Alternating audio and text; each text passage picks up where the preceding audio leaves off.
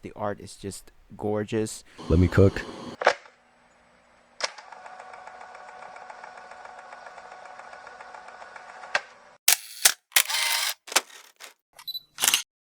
Yo, what's up, TFM Nation? It's me, the TFM Monster here again. Alright, I'm gonna come clean now. I have finally read Solo Leveling, the Manhwa version. Arise. Hot damn! I know the original one is the novel. I didn't get to read it because I feel like the Manhwa version would be, less time consuming for me, and plus the art is just gorgeous. Let me cook. Credits to Dubu, and I really do appreciate his artwork. I'm sad to see that he's already passed, and yeah, his art has done an amazing job with Solo Leveling. It was done very well, and I feel like it's justified by the anime. The art style of the anime itself was just really, really good. Too shallow! Step deeper!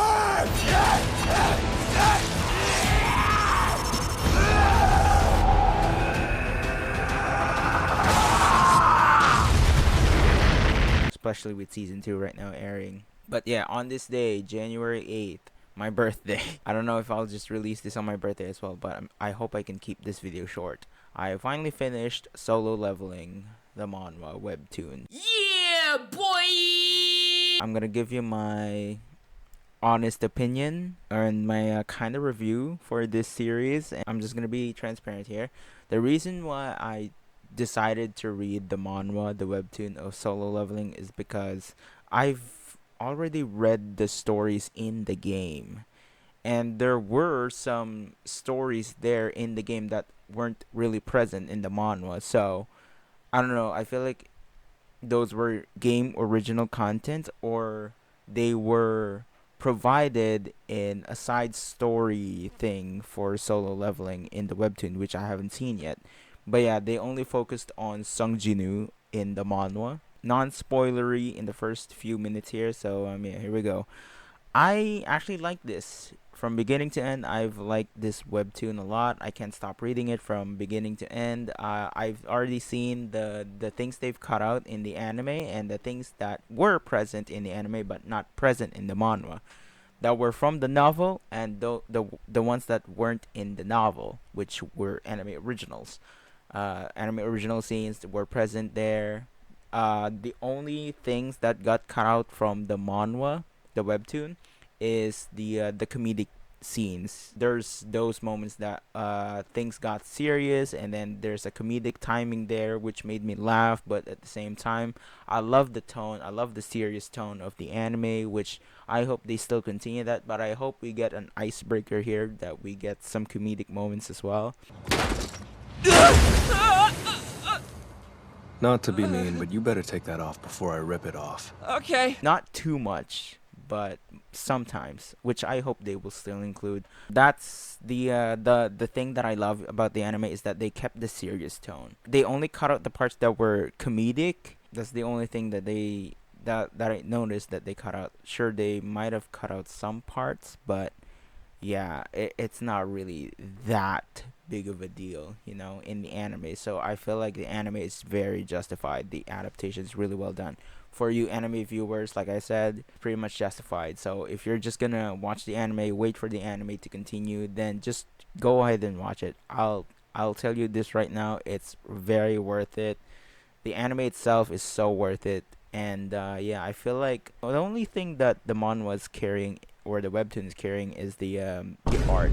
The art itself is what's carrying the webtoon, the manhwa, and it's what's keeping me reading the manhwa. The first few chapters, the arts were okay, but they got even better as time progressed. So yeah, and the anime is also doing that. So I love the fact that they're also doing that. I mean, obviously, as time goes by, the animations, the compositions, the art styles have definitely improved and were way better. So yeah, I love that the anime is also doing that, and obviously it's natural for them to improve. But I got some gripes here. I didn't like the fact that Hae-In showed up very late in the manhwa, in the webtoon. I think it's around chapter 67. Yeah, she showed up super late. they only teased her the early chapters of the manhwa, the webtoon, but she got introduced in the anime. She was well established in the anime, so those were anime originals, and I feel like some of those scenes might be in the novel. If you wanna see more of Chain's development, then I'm pretty sure the anime is justified. So yeah, no need to complain about the anime. The only thing that I'm complaining about the manhwa is Cha-Hain. The way that they've done Cha-Hain is it felt out of place and felt rushed compared to the anime. The anime established the hunters, the S-rank hunters. They established Baekhyunho, they established Choi Jong-in, Go Gun-hee, and Cha-Hain. So yeah, these relevant characters that are gonna be a big part of the story. So I love that in the anime, and that wasn't really very much present in the manhwa. That's the only thing that I did not like about the manhwa, the webtoon, is that the characterization of these characters felt rushed, and sometimes the progressions were inconsistent. That's the only thing that I'm, not okay with in the manhwa. Overall, I feel like the story from season 1 was very good. The season 2 of Solo Leveling in the manhwa felt a bit rushed in comparison. But I feel like it's just, I don't know. I can't remember how or why the artist died, Dubu, or passed away would be a better term, but yeah, it just felt rushed. So that's the only thing that I'm complaining about the second half of Solo Leveling. Those are the things that I did not like about the manhwa, is that we only got more and more of Sung Jinwoo, but not the relevant characters that will appear in the near future, in the future chapters of the manhwa. And also the romance aspect of Sung Jinwoo and Cha-Hain, it felt out of place. It was like a simple crush of Cha-Hain, which is okay. It was debatable. It was alright. If I were to go in blind, not knowing that Cha-Hain is the end game, then I'd feel what that felt out of nowhere. But I heard from the novel readers that Cha-Hain is well established compared to the manhwa, so that is why her characterization and the way Sung Jinwoo and Cha-Hain are the power couple and are the end game couple together makes sense. I'm hoping that the anime does that as well, especially when they're doing a justified character developments of these characters in the anime. That's the non-spoilery review, and we also got the answers that we needed for as to why Sung Jinwoo is a player. A lot of things have happened in this manhwa, so yeah, if you want to read it, go ahead. Now let's dive right into the spoilers. All right, I like the Shadow Army. They have been really, really entertaining for me to read, and it kept me going because these Shadow Army is just really, really what's keeping me going and keeping me reading this manhwa. And plus those moments of Cha-Hain, it's a good for my eyes moment, So yeah, I love that Cha-Hain is blushing and things like that. I love that we have the romantic moments of them, but what I don't like is the pacing sometimes felt off between them. When the end of the world is coming, and then all of a sudden Cha-Hain and Sung Jinwoo went on a date, which is like it felt out of nowhere to me. What? But from what I've heard, from what I've read in the comments, is that in the novel, Gina, Sung Jinwoo's sister, said that he should spend time with another person, with other people, not his family. Spend time for himself. I can't believe they cut that out, but yeah, that's what happened. That's why the date happened, which, okay. And also in the novel, they spent the night together. Shit! They spent the night together. Sung Jinwoo and Cha-Hain spent the night together. I don't know the exact details, but they did spend the night together. I don't know if that's correct or not, but yeah, put it down in the comments below. So yeah, the romance aspect in the manhwa is just, it felt out of place, especially in the first timeline. But on the reversed timeline, the new timeline that they are at, the romance felt better in comparison. So that's the thing that I was complaining in the first timeline. Yeah, and then Ashborn, the monarch of the shadows, the king of the undead. I like his story. His character design reminded me somewhat of Rezile in Cardfight Vanguard, or let's put this, the Fated King, Rezile. Yeah, it kind of felt similar. The character design felt similar. Ashborn was the fallen angel of the fragment of brilliant light. Did I say that correctly? That's the name, right? I didn't forget. His motives were justified. He felt betrayed, and then he felt betrayed again, and then, yeah, man, I'm on his side when it comes to that. But then the fragment of brilliant light, the rulers also were justified, when they wanted to end the war, which, you know, the monarch of the shadows, the king of the undead, Ashborn, felt that he doesn't need the war as well, so he felt the need to end the war. So yeah, I like his backstory, and now we got the answers of the system. There is an architect in the system, which was the one in control of Sung Jinu's system, which is like a game. It was designed by the architect, by like he's like some sort of a mage, in which he helped Ashborn to find a vessel for him. He created the system, or at least the architect was the one that created the system with Ashborn's consent, and yeah, that's how the system was made.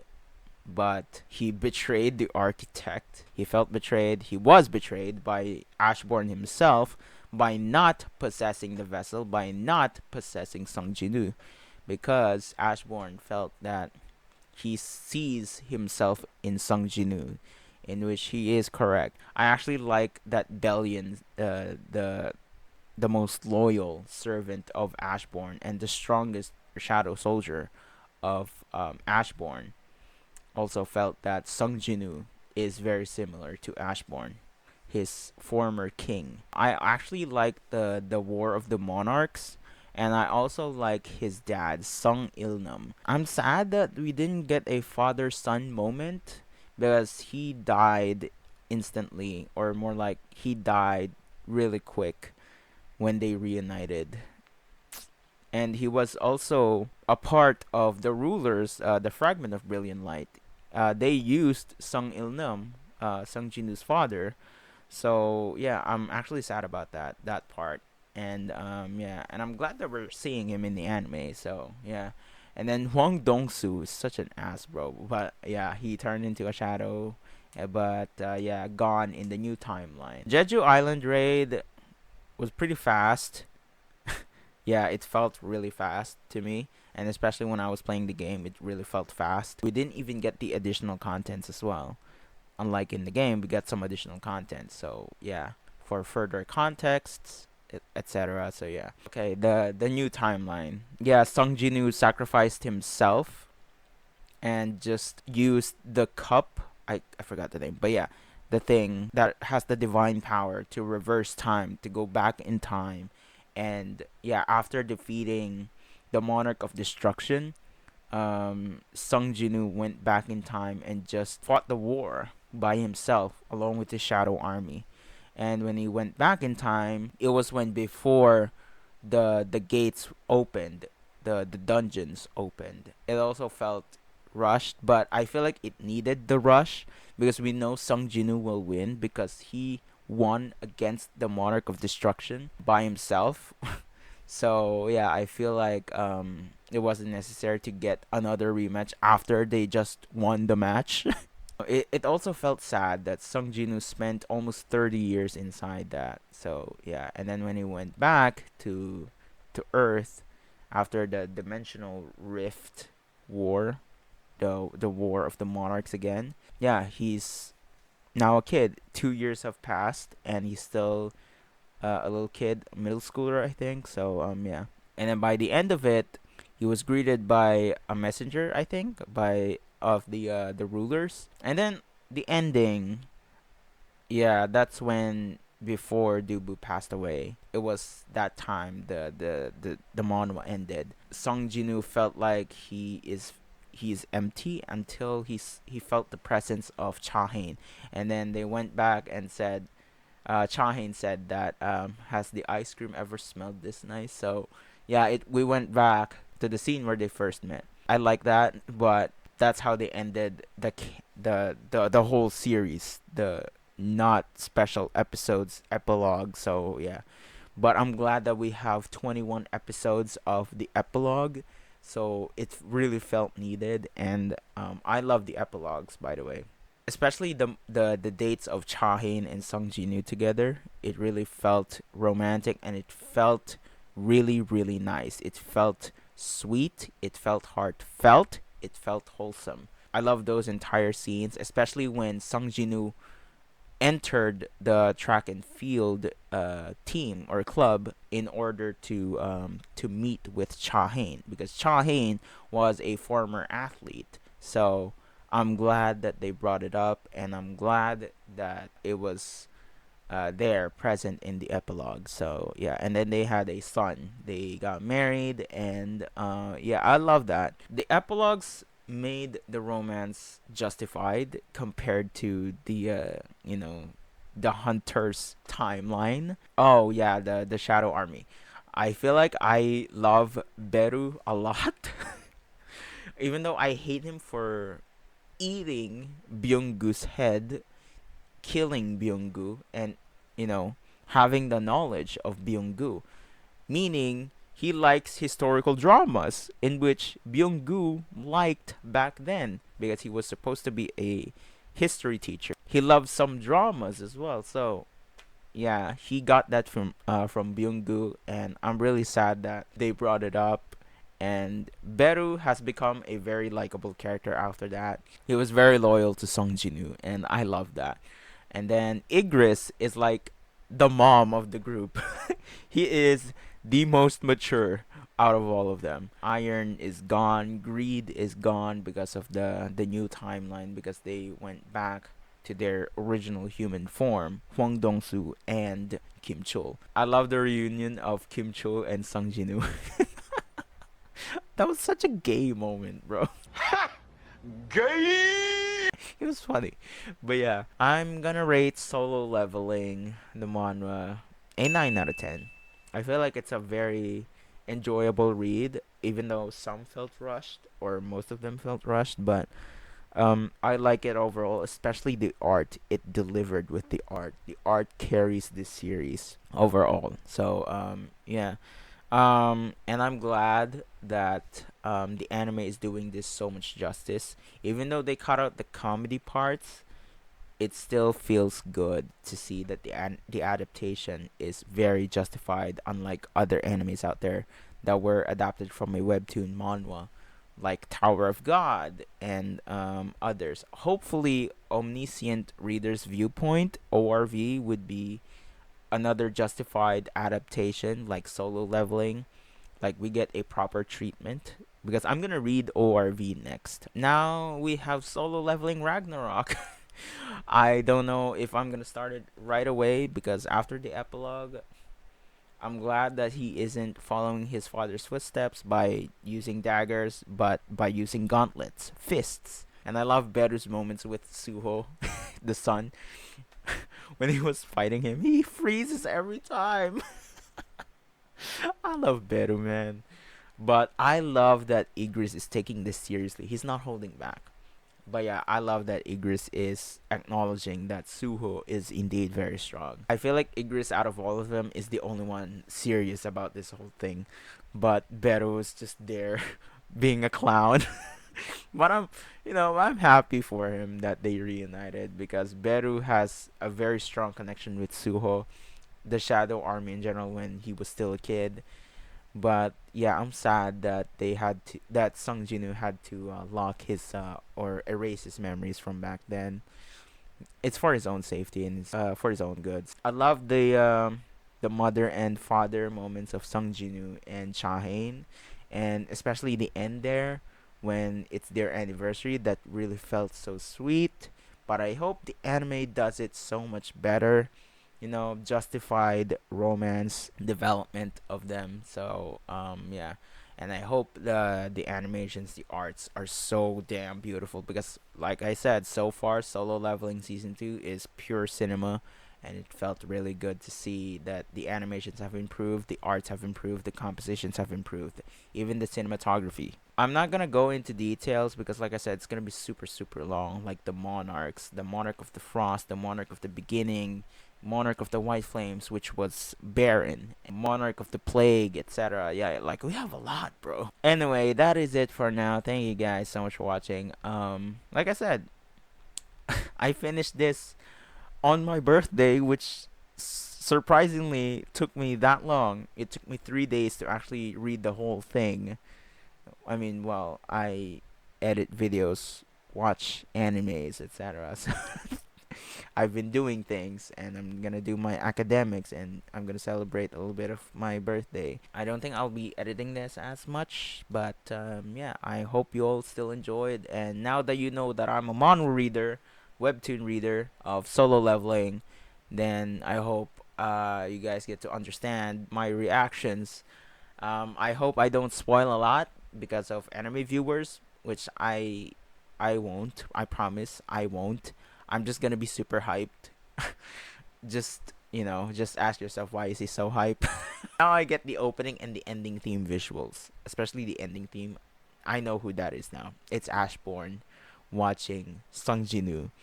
So yeah, and I love the details of the throne. It was Beru's idea to to design the whole thing.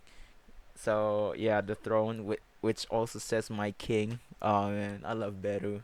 And Bellion, the two of them as well. I love Igris as well. Like, I love all of them. I love the Shadow Army, bro. Out of the whole series, I feel like I love the most is Sung Jinu and the Shadow Army a lot. They have been the most entertaining and the most likable characters in the whole series. I hope Cha Hain is justified in the anime because I really do love Cha Hain. Like, I simp on her so hard, which I hope the anime does her justice. Which I can see right away. Like in season 1, they're establishing her. Unlike in the manhwa, they introduced her in chapter 67 or so. It's that long. Anyway, that has been my experience of Solo Leveling. Now, up next, I'm gonna read ORV, Omniscient Reader's Viewpoint. And yeah, I hope I'm gonna read others that has some romance elements in it because I actually do love the romance aspect of Solo Leveling. It keeps Sung Jinu human because being the king of the undead feels super not human, and plus it's the monarch of the shadows, so it makes it even worse to hear that you are not human, you know. And the romance aspect, the love aspect of Sung Jinu and Cha Hain is pretty much justified if done correctly in the anime because it keeps Sung Jinu intact as a human, having emotions. Because what keeps him sane is his shadow army having human emotions, and his family, as well as Cha Hain. Yeah. As well as the Hunters Association, especially Gogun Hee. Oh yeah, Gogun Hee is also really good. I love his character, but I'm also really upset that he died. Fuck. I love Woo Jin Chol as well. Woo Jin Chol is a very likable character. I did not expect to like him this much as well. I forgot that to mention those, but yeah, I love those characters. But yeah, I'm not gonna go into details now. But yeah, I just forgot to mention that. Hopefully, you can recommend me stuff with some romance aspect as well. Because I love me some romance. Because I actually like Doombreaker that has some romance elements in it. And yeah, I just love the world building in it, the character progression, the romance aspect in it. It doesn't feel out of place. I feel like it's well balanced, and plus the art is mwah, it's so beautiful, bro. Doombreaker, read it if you haven't. So yeah, hopefully you can recommend me stuff like the actions with good story and good romance. So yeah, perfectly balanced. You know what I'm saying? Anyway, I love mercenary enrollment as well. I love that. So yeah. Anyway, thank you guys so much for watching. I will see you on more Solo Leveling content. I'm sorry that I yapped about this manhwa. But yeah, now that I can talk to you guys, but I hope you comment that says spoilers and then dot dot dot dot and then just do it. Yeah. All right, so that I'm the only one who will read it unless people just reads it and haven't read the manhwa or the novel. So thank you guys so much for watching. I will see you on more solo leveling content. Peace out.